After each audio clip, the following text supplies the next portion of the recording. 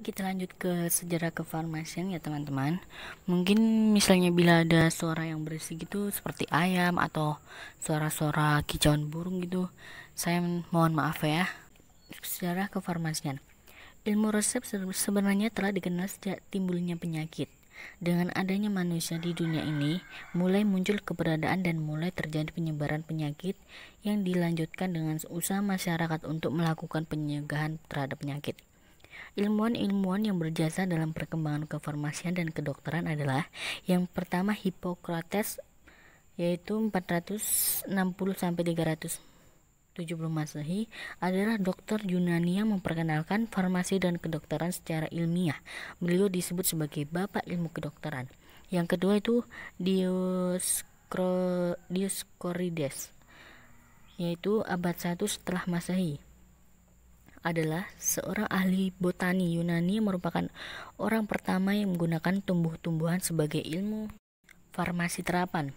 Buku karyanya antara lain De Materia Medica, obat-obatan yang dibuatnya yaitu Aspiridium, Opium, Ergot Hyoscyamus, dan Cinnamon. Yang ketiga itu Galen, yaitu dari 130 sampai 200 Masehi, adalah seorang dokter dan ahli farmasi dari Yunani. Karyanya dalam ilmu kedokteran dan obat-obatan yang berasal dari alam, formula dan sediaan farmasi adalah Farmasi Galenica. Ketiga, Philippus Aureolus Theophrastus Bombatus von Hohenheim dari 1493 sampai 1541 Masehi, seorang dokter dan ahli kimia dari Swiss yang menyebut dirinya Paracelsus.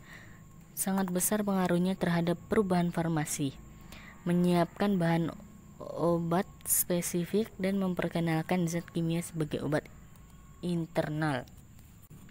Ilmu farmasi baru menjadi ilmu pengetahuan yang yang sesungguhnya pada abad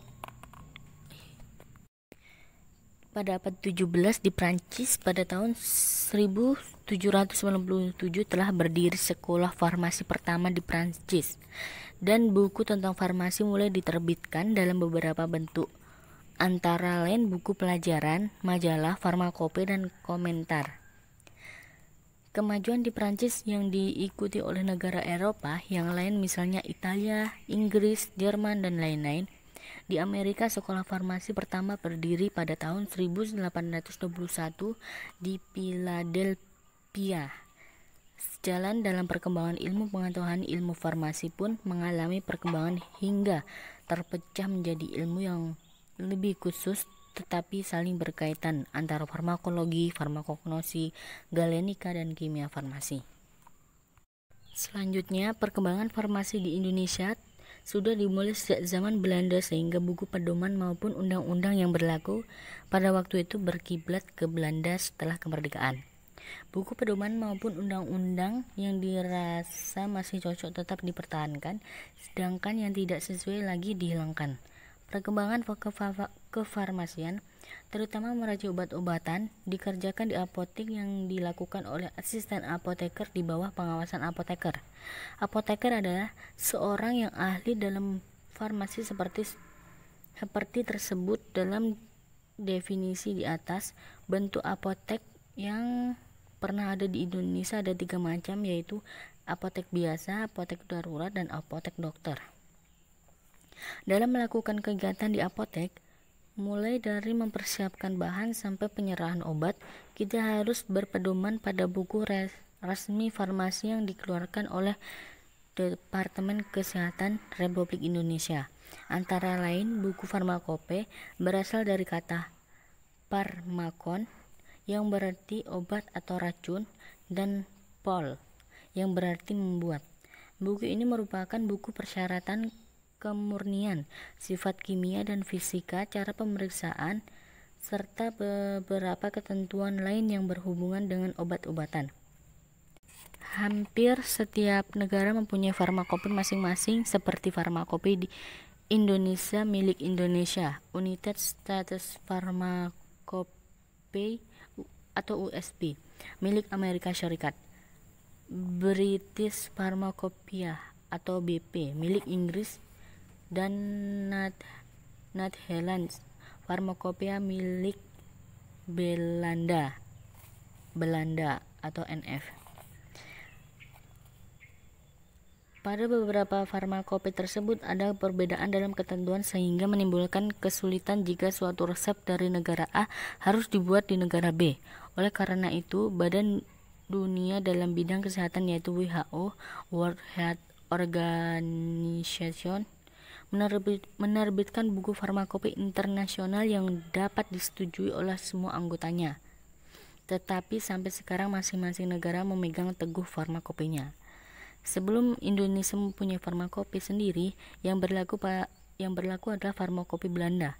Baru pada tahun 1962, pemerintahan Republik Indonesia menerbitkan buku farmakope yang pertama, dan sejak itu farmakope Belanda hanya dipakai sebagai referensi. Buku-buku farmasi lain yang dikeluarkan dari Departemen Kesehatan adalah: yang pertama, Farmakope Indonesia edisi 1 jilid 1 terbit tanggal 20 Mei 1962. Yang kedua, Farmakope Indonesia edisi 1 jilid 2 terbit tanggal 20 Mei 1965. Ketiga, Formularium Indonesia atau VOI terbit tanggal 20 Mei 1966. Yang keempat itu Farmakope Indonesia edisi 2 terbit tanggal 1 April 1972. Yang kelima, Ekstrak Farmakope Indonesia terbit tanggal 1 April 1974. Yang keenam, Formularium Nasional terbit tanggal 12 November 1978. Yang ketujuh, Farmakope Indonesia edisi 3 terbit tanggal 9 Oktober 1979. Yang kedelapan, Farmakope Indonesia edisi 4 terbit tanggal 5 Desember 1995.